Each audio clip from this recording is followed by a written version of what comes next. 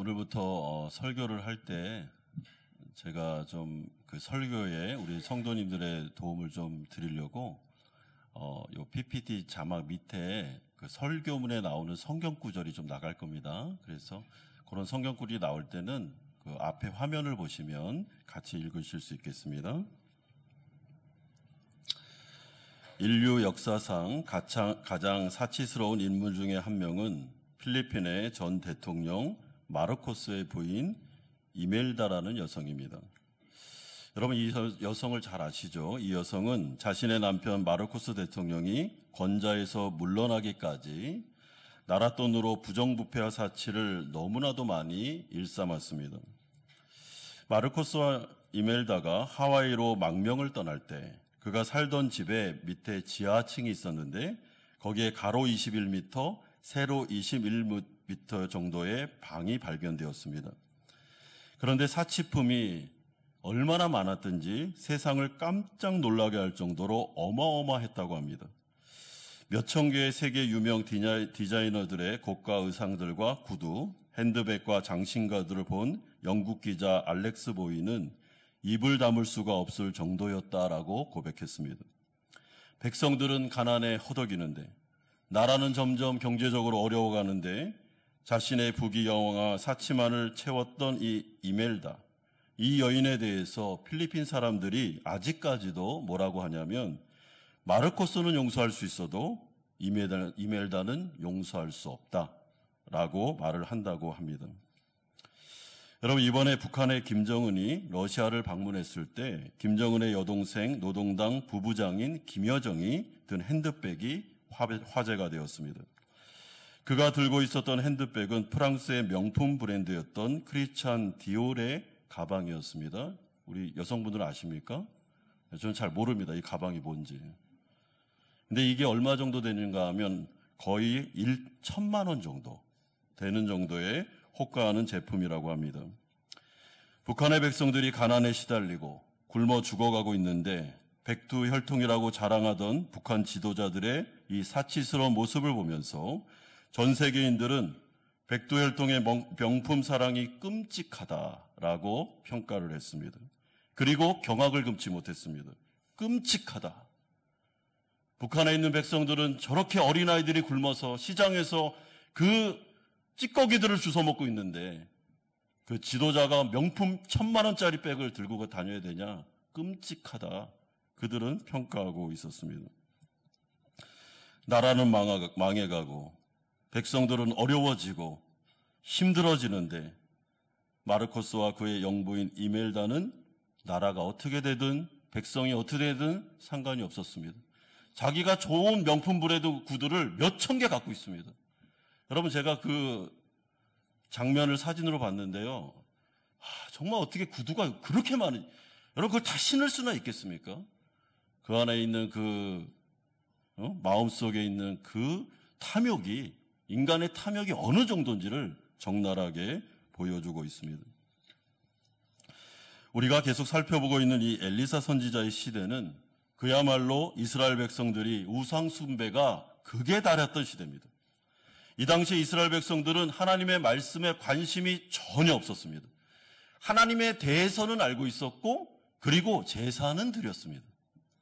그러나 그의 마음은 이미 하나님에게서 우상에게로 이미 다 간 상태에 있었습니다. 우상 숭배에 깊이 빠져서 풍요와 안정된 삶을 보장해주는 거짓 선지자들의 가르침에 완전히 넘어가서 참 선지자가 말씀을 전하고 여호와께로 돌아와야 된다, 우상을 버려야 된다라고 아무리 말해도 듣지 않고 그냥 우상에게로 달려갔던 시대가 바로 엘리사 선지자가 활동했던 시대입니다. 여러분, 이럴 때 엘리사가 어떻게 살았습니까? 엘리사는 자신의 제자들과 함께 극심한 빈곤 가운데 처해 있었습니다. 물론 그 땅 가운데 다 우상숭배의 백성들이 빠졌으니까 헌금이나 했겠습니까? 아니, 이런 참된 선지자를 건사했겠습니까? 헌금도 없고 건사해주는 사람도 없으니 당연히 가난해지는 게 맞죠? 그럼에도 불구하고 엘리사는 일부러 이런 시대 가운데는 내가 탐심을 부릴 때가 아니다. 내 가정, 내 자신 챙길 때가 아니다. 우리 백성들이 이렇게까지 우상숭배하고 이렇게까지 하나님으로부터 징계받고 있는 이 영적으로 어두운 시대 가운데 선지자인 내가 그렇게 있을 때가 아니다 하면서 자신의 제자들을 독려해 가면서 그는 검소하게 그리고 집중적으로 금식하며 기도하며 하나님께로 자신의 백성들이 돌아오기를, 지금으로 말하면 다시 부흥의 역사가 일어나기를 간절히 사모했던 사람이 바로 엘리사였습니다.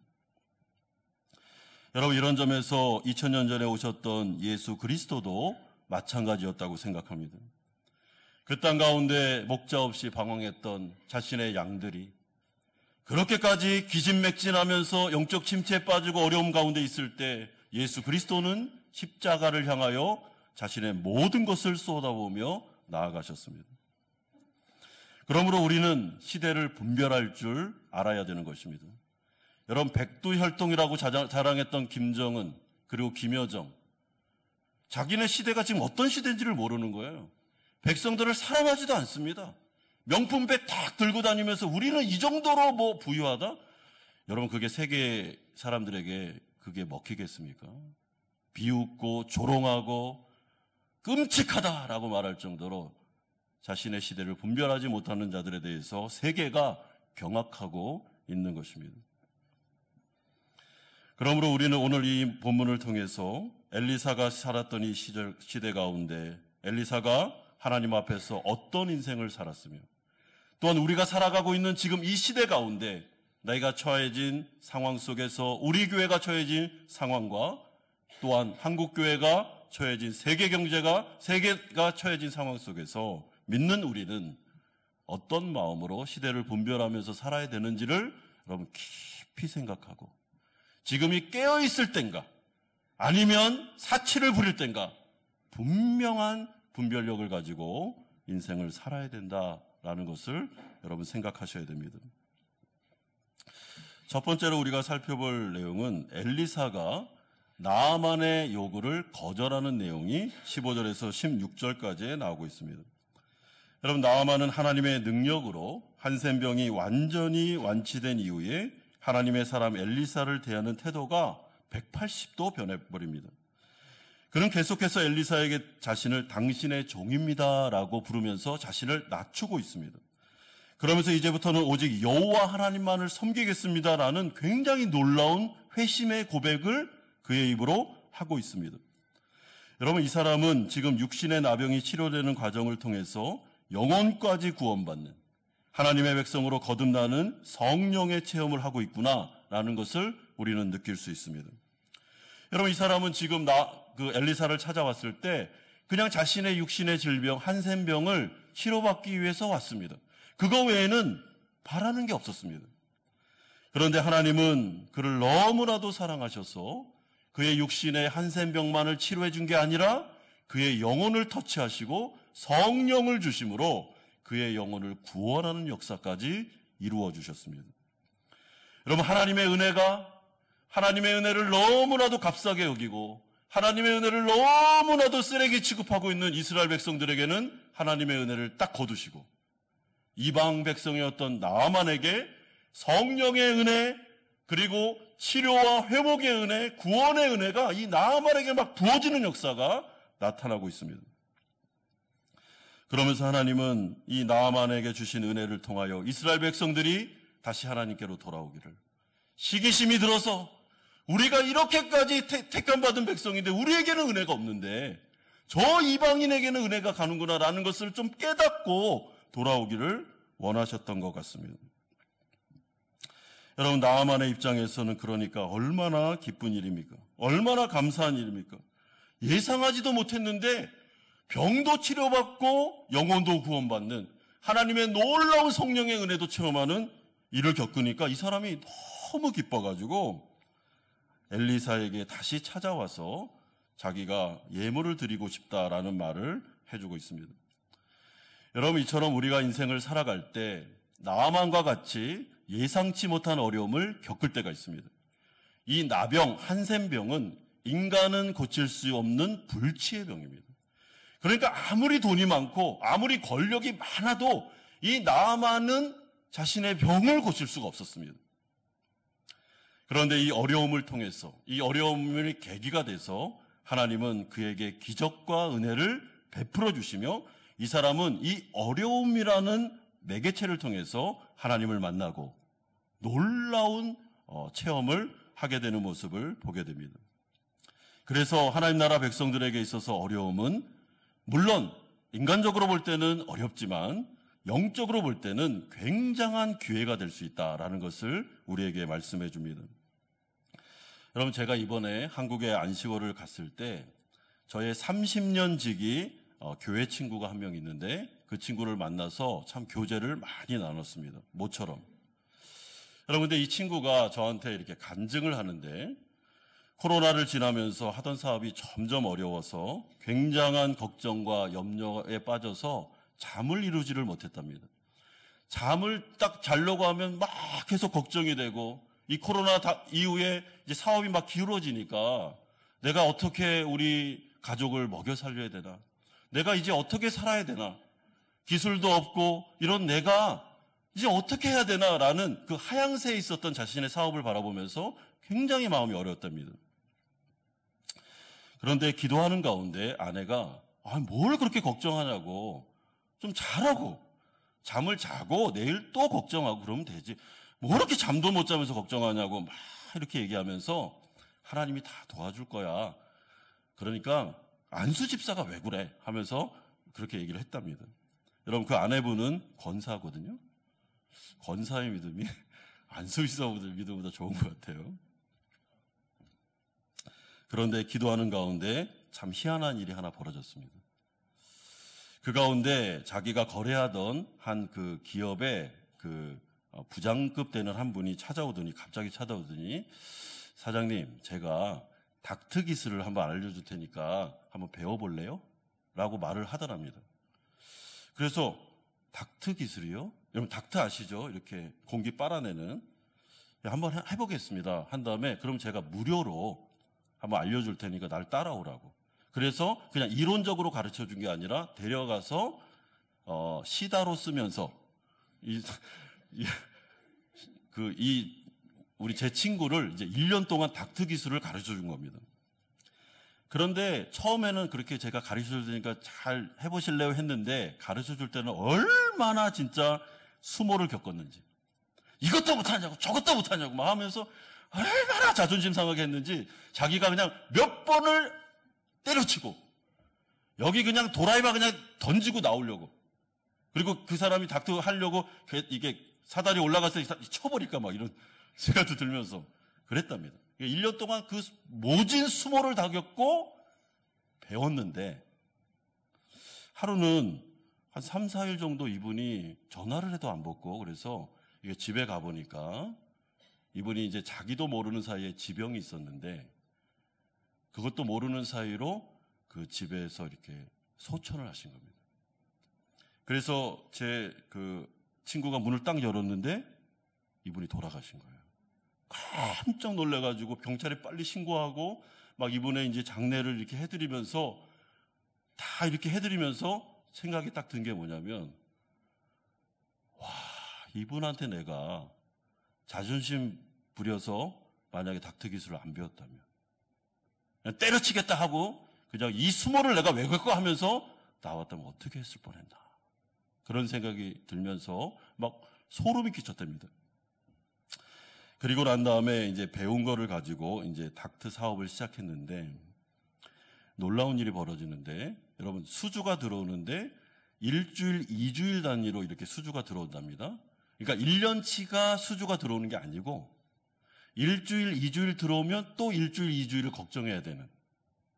근데 이제 닥트 기술을 배워서 막 하다 보니까 이게 좀 장사가 잘 돼가지고 하나님께서 2주를 채워주시고 그럼 또 2주를 채워주시고 그럼 또 2주를 채워주시고 그러면서 하는 말이, 성여봐, 그래서 내가 지금까지 왔다.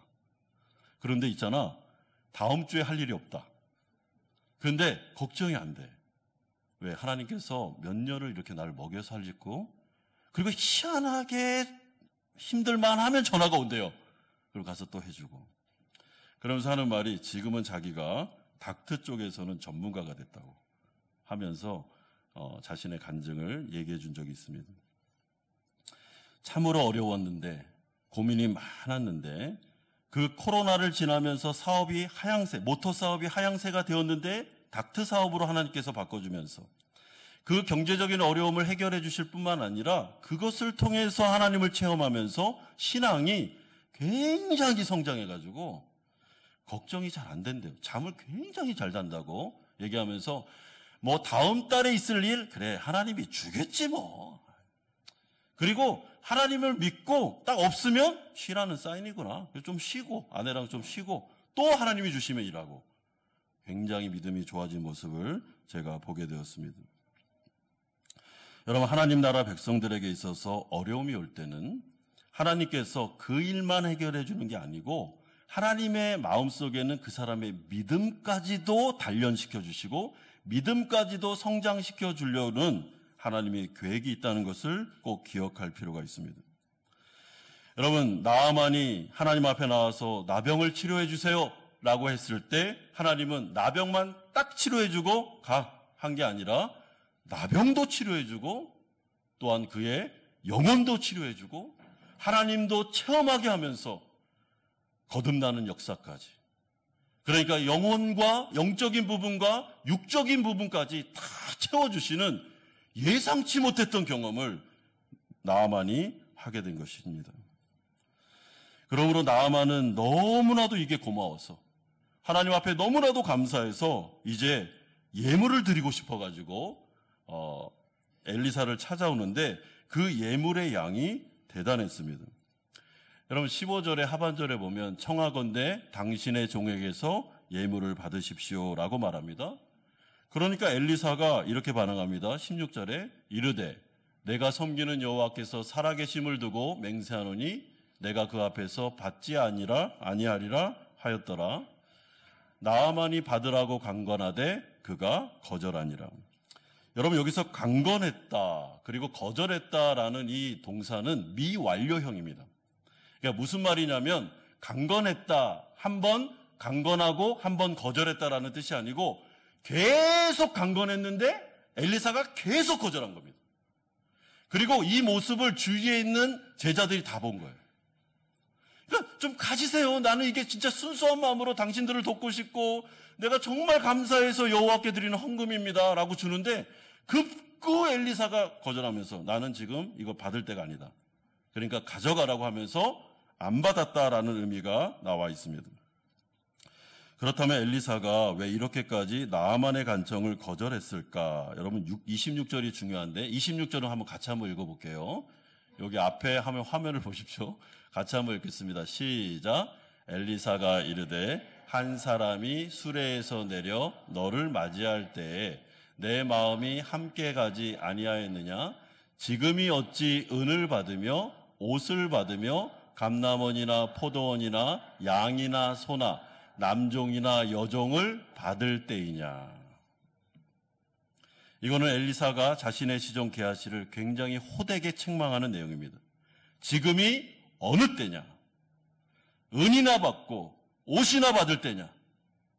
지금이 어떤 때인데 네 탐심을 부릴 때냐라고 하면서 엘리사가 이 게하시를 책망하면서 자신이 예물을 거절한 이유를 말해줍니다. 지금은 탐심을 채울 때가 아니다는 거죠. 너는 왜 시대를 분별하지 못하느냐? 이스라엘 백성들이 우상 숭배를 하고 그들이 정상적으로 헌금을 해서 살아가야 되는 하나님의 이 시스템이 완전히 무너진 이 시대 가운데 우리가 지금 옷을 받을 때냐, 금을 받을 때냐 하면서 책망하고 있습니다.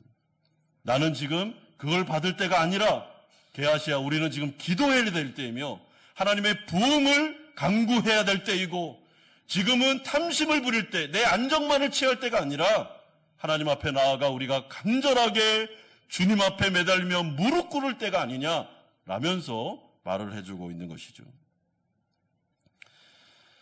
여러분, 그러므로 우리가 이 세상을 살아갈 때 교회와 하나님의 지도자들과 또한 성도들은 그 시대를 분별할 줄 알아야 됩니다.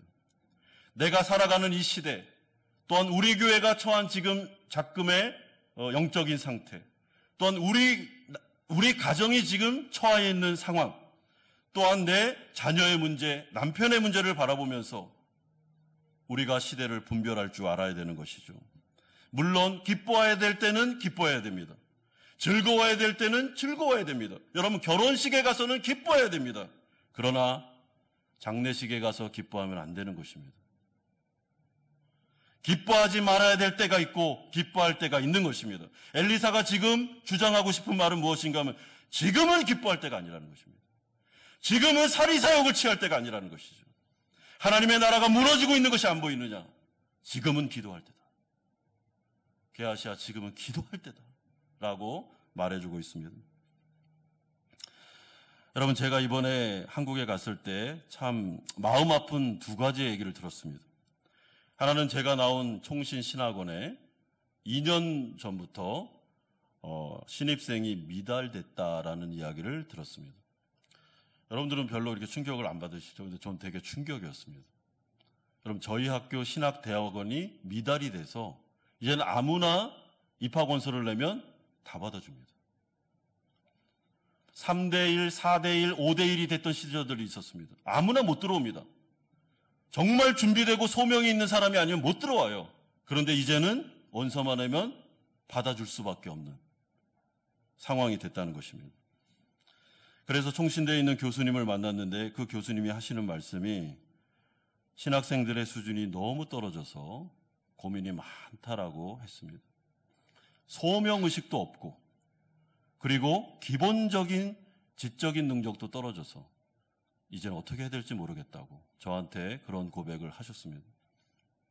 또 하나는 고려신학대학이라는 학교가 있습니다. 고신대라고 합니다. 거기에는 올해 교수들에게 월급을 못 줄 정도로 굉장히 교회가 어려워지면서 신학교가 어려워졌다는 얘기를 듣게 되었습니다. 여러분, 이거는 하나의 현상에 불과하죠.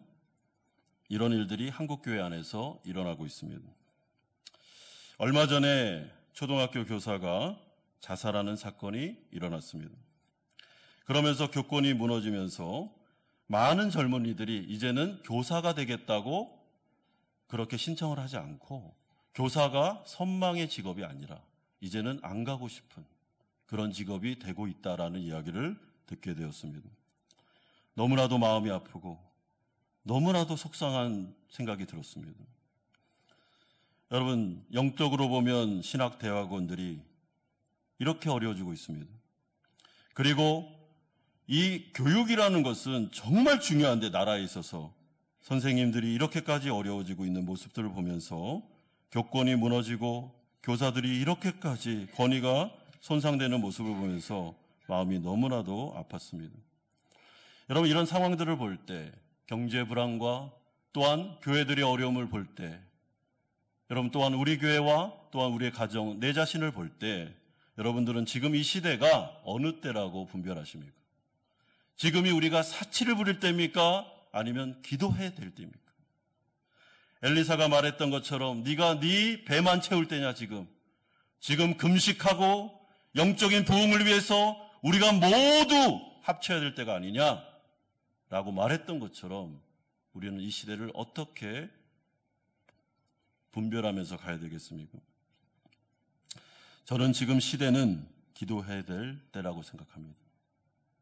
교회 가운데, 기도회 가운데, 예배 가운데 성도들이 모일 때라고 생각합니다. 함께 나라와 민족을 위해 또한 내 가정을 위해 내 자신을 위해 교회를 위해 한국교회를 위해 기도해야 될 때라고 생각합니다. 여러분, 북한을 위해서 기도해야죠. 저렇게까지 신음하고 아파하는 그런 백성들이 저렇게까지도 많은데 지도자들은 1,000만 원짜리 가방 들고 다니고 그럴 때입니까 지금이? 우리가 영적으로 다시 깨어날 때이며 하나님 앞에서 금식을 선포해야 될 때이며 내 배를 채울 때가 아니라 그의 나라와 그의 의를 생각할 때가 아닌가, 우리는 다시 한번 돌아볼 필요가 있습니다. 청소년들과 청년들이 교회를 떠나가고 있다고 합니다. 말만 합니다. 이들이 왜 떠나가고 있는지를 기도해야 될 때가 아니냐, 저는 그렇게 생각합니다. 두 번째는 하나님이 게하시를 징계하는 모습이 20절에서 27절까지에 나오고 있습니다. 여러분, 그럼에도 불구하고 게하시가 그렇게도 오래 엘리사 밑에서 그를 수종들었음에도 불구하고 여전히 그는 영적으로 무감각하며 시대를 전혀 분별할 줄 모르고 있습니다. 이 사람은 대단히 세속적인 사람이었습니다. 그리고 현실주의자였습니다. 그래서 자신의 스승 엘리사가 행동을 굉장히 지금 어리석게 하고 있다고 그는 판단했습니다. 게하시아 입장에서 엘리사가 설교는 잘하네, 때로는 기적도 베푸네 하면서 그러니까 그를 따라다녔습니다. 그런데 문제는 이 엘리사 선생님이 현실 감각이 전혀 없는 것입니다. 지금 나아만이 이렇게까지 많은 예물을 가지고 왔으면 자기 자신과 그리고 그의 수하에 있는 제자들이 이렇게 굶고 있고 이렇게까지 경제적으로 어려우면 당연히 그걸 다 받아가지고 그 신학교를 좀 잘 세워야 될 거 아니겠습니까? 나아만이라는 사람을 통해 베푸는 은혜를 거절하는 이 엘리사를 보면서 그는 굉장히 마음이 불쾌했으며 어려워지고 있었던 것입니다. 이에 대해서 게하시는 참다 못합니다. 그래서 너무나도 답답해서 엘리사 몰래 나아만을 쫓아가서 거짓말을 하고 얼마만큼의 예물을 받아오게 됩니다. 여러분 20절 한번 보십시오. 게하시가 스스로 이르되 내 주인이 이 아람 사람 나아만에게 면하여 주고 그가 가지고 온 것을 그의 손에서 받지 아니하였도다. 여호와께서 살아계심을 두고 맹세하노니 내가 그를 쫓아가서 무엇이든지 그에게서 받으리라 하고 그가 이르되 평안하나이다. 우리 주인께서 나를 보내시며 말씀하시기를 지금 선지자의 제자 중에 나아만이 이르되 바라건대 2달란트를 받으라 하고 그를 강권하여 은 2달란트를 2전대에 넣어 매고 옷 2벌을 아울러 2사환에게 지우매 그들이 게하시 앞에서 지고 가니라 라고 말하고 있습니다. 여러분 이에 대해서 엘리사는 우리가 이미 살펴본 대로 게하시를 아주 호되게 책망한 다음에 그에게 하나님의 징계를 선포합니다. 27절에 보십시오.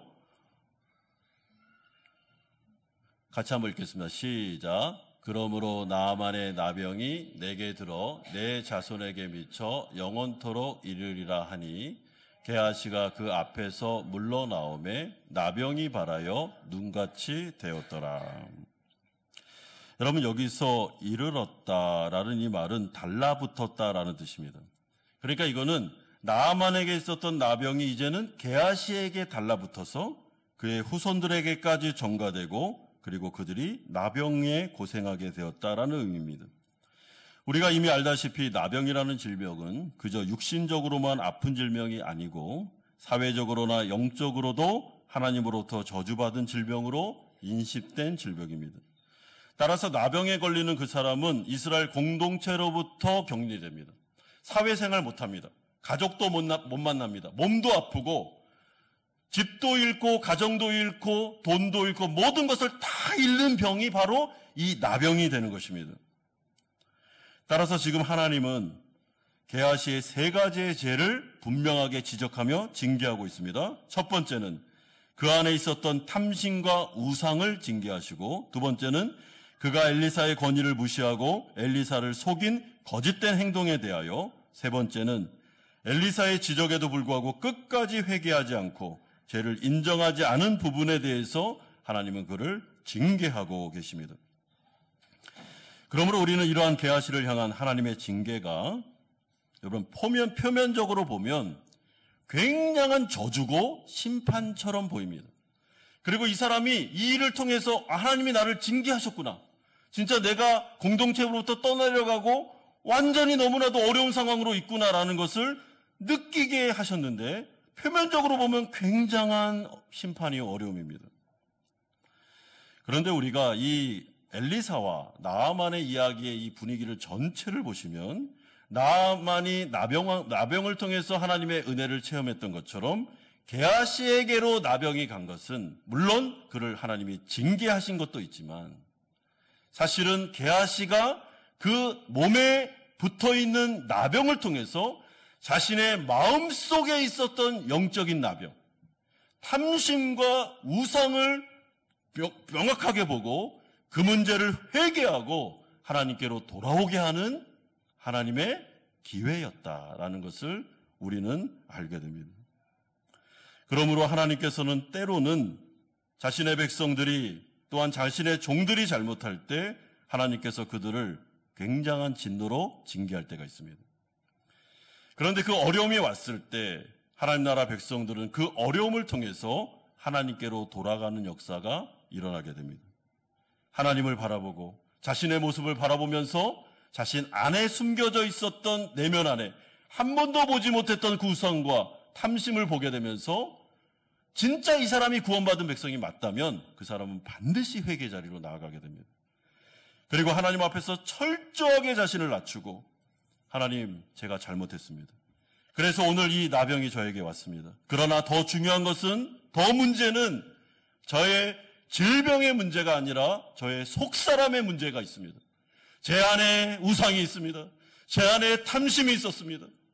제 안에 하나님의 나라와 하나님에 대하여 등한히 여기는 너무나도 현실적이고 세속적인 마음이 제 안에 있었습니다. 하나님 용서해 주십시오 하면서 주님께로 나아가는 역사가 나타나게 되는 것입니다. 그러므로 이것이 바로 합력하여 선을 이룬다라고 하시는 주님의 말씀입니다. 여러분, 내가 잘못해서 나에게 징계가 왔든지 아니면 잘못한 건 없지만 의로운 고난이 왔든지 어떻게든지 성도들에게 오는 모든 어려움과 아픔과 고통의 문제는 영적으로 그 사람을 깨우고 회개의 자리로 나아가게 하면서 하나님 앞에 다시 한번 겸손하게 무릎 꿇으면서 자신을 돌아봤던 마음이 하나님을 붙잡고 하나님을 향하게 만드는 기회가 되고 그것은 영적으로 다시 회복되는 역사를 일으켜준다라고 우리 가운데 말씀해주고 있습니다. 그러므로 성도들은 어려움 속에서도 절대로 낙심하시면 안 됩니다. 여러분, 절망은 없습니다. 슬퍼할 수는 있습니다. 마음 아파할 수 있고 괴로워할 수 있고 때로는 걱정은 할 수 있습니다. 그러나 절망까지 가면 안 됩니다. 여러분, 팀 켈러 목사님이 슬픔과 절망을 비교해 주면서 슬픔과 절망의 차이를 거짓 신들의 세상이라는 책에서 알려준 적이 있습니다. 슬픔은 어려움이 왔을 때 오는 자연적인 반응입니다. 슬픔이 안 올 수가 없잖아요. 근데 절망은 절망 가운데로 딱 빠지면 그때부터는 생을 마감하고 싶은 생각이 드는 것입니다. 그리고 그 절망이 찾아왔던 그 시점에 바로 거기에 우상이 있었다라고 팀 켈러 목사님이 말해주고 있습니다. 이 사람이 슬퍼하는 건 괜찮지만 왜 이렇게까지 지금 절망하는가? 왜 이렇게까지 세계 경제 불안 가운데 사업이 어려워지면서 이렇게까지 절망하면서 생을 끊으려고 하는가? 모든 것을 포기하려고 하는가? 그 이유는 그가 하나님을 섬기던 것이 아니라 돈을 섬기며 자신의 기업을 의지하고 있었기 때문이다라고 팀 켈러 목사가 이야기했습니다. 그러므로 만약에 성도가 진짜 어려움이 왔는데 절망감이 든다면 여러분 그 시점은 회개할 때입니다. 하나님, 저도 몰랐는데 제 안에 우상이 있었군요. 제가 재물을 의지했습니다. 제가 다른 것을 의지했습니다. 라며 하면서 그 우상을 보면서 회개할 때가 되는 것입니다. 여러분, 어려움이 왔을 때 하나님 앞에서 우리를 돌아보고 하나님 앞에서 몸을 낮추고 회개하면 반드시 하나님은 모든 기도 제목 가운데 응답하시고 우리를 회복시켜 주십니다. 그러므로 성도들에게 오는 기쁜 일이든 슬픈 일이든 상관없이 모든 일들은 우리 가운데서 합력하여 선을 이루며 하나님을 체험하게 하고 또한 우리의 영혼을 살찌우고 변화시키는 과정으로 사용되게 된다라는 것을 여러분 기억하실 필요가 있습니다. 그러므로 마지막 세 번째로 이제 엘리사가 나아만의 간청을 허용하는 장면이 17절에서 19절까지에 나오고 있습니다. 여러분, 오늘 본문에 나오는 이 나아만의 간청에 대해서 우리가 좀 생각할 필요가 있는데요. 마지막으로 그는 엘리사를 향해서 이제부터는 오직 하나님만을 섬기겠다고 맹세합니다. 그러면서 한 가지를 간청하는데 그 요지는 다음과 같습니다. 자신이 아람으로 돌아가면 부득불 왕의 시중을 들 수밖에 없는데 아람 왕이 림몬이라는 우상에게 경배할 때 자기가 그의 이렇게 팔을 붙잡아 줘야 되는데 그 왕이 이렇게 몸을 숙여서 절할 때 자기도 어쩔 수 없이 몸을 숙일 수밖에 없다는 것을 말해주고 있습니다. 마음은 그게 아닌데 하나님만을 섬겨야 되는 것을 아는데 왕의 수종을 들기 때문에 이 일은 할 수밖에 없는데 저를 좀 양해해 주시면 좋겠습니다라고 요청하고 있습니다. 이에 대해서 엘리사가 뭐라고 답변하냐면 19절에 엘리사가 이르되 너는 평안히 가라라고 말해주고 있습니다. 여러분, 이것은 나아만이 그렇게 하지 않으면 더 좋겠지만 그의 입장에서는 신앙적인 수준에서는 허용해 주는 대답입니다. 그러므로 우리가 신앙생활을 할 때 너무나도 나 자신뿐만 아니라 다른 사람에 대해서 원칙주의적으로 고지식하게 행동하는 것은 때로는 그 사람을 더 힘들게 할 수도 있다는 것을 기억할 필요가 있습니다. 매사의 성도들의 복잡한 삶에 대해서 흙과 백의 논리로 접근해서는 안 됩니다.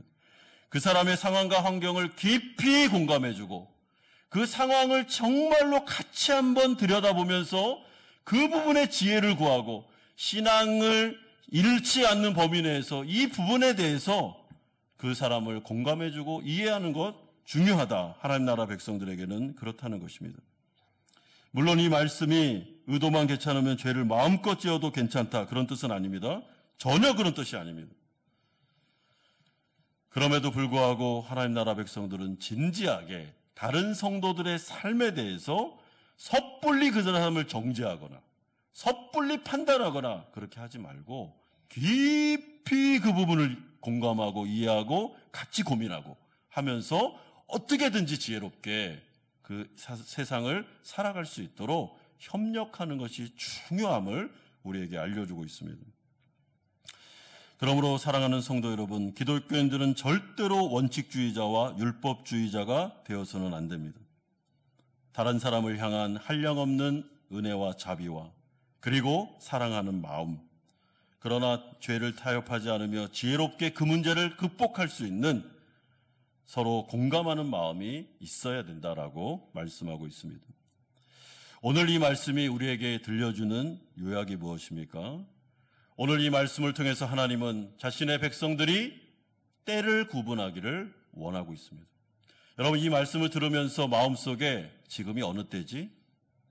우리 가정이, 우리 교회가, 우리 나라가, 또한 한국교회가, 또한 세계가 지금은 어떤 때인가? 하나님 나라 백성들은 지금 뭐 할 때인가를 한번 생각해 봅시다.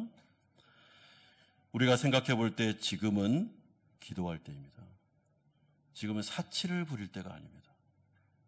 지금은 막 펑펑 쓸 때가 아닙니다. 지금은 모여서 금식을 선포하고 기도해야 될 때라고 생각합니다. 저는 우리 교회 상황을 볼 때도 지금 성도들이 지도자들과 함께 한 마음으로 기도해야 될 때라고 생각합니다. 엘리사가 말했던 것처럼 지금이 어느 때냐라는 이 말을 우리의 마음에 새겨야 됩니다. 또한 두 번째 요지는 내 힘으로 감당할 수 없는 어려움이 왔을 때는 반드시 하나님께서 우리 가운데 예기치 못한 은혜를 주실 때다라는 것을 기억할 필요가 있습니다. 그리고 그 가운데 회개할 것은 회개하고 마음을 낮출 때 하나님은 우리의 영혼을 살찌울 뿐만 아니라 우리의 육신적인 어려움도 해결해 주시고 그 가운데 한량없는 은혜를 베푸시는 절호의 찬스로 이 어려움을 사용하실 거라고 알려주고 계십니다. 그러므로 절망하지 맙시다. 우리가 하나님 앞에서 희망을 잃어버리지 맙시다. 하나님이 살아계시니 하나님이 우리를 다스리고 계시니 하나님이 우리를 주장하시니 우리는 하나님께 나아가 기도하며 하나님 앞에서 부흥을 간절히 소망하면서 오늘 이 기도의 시간에 찬양과 기도를 통하여 하나님 앞에서 은혜 받고 기도 응답 받으시는 성도님들 다 되시기를 주 예수 그리스도의 이름으로 축원드립니다.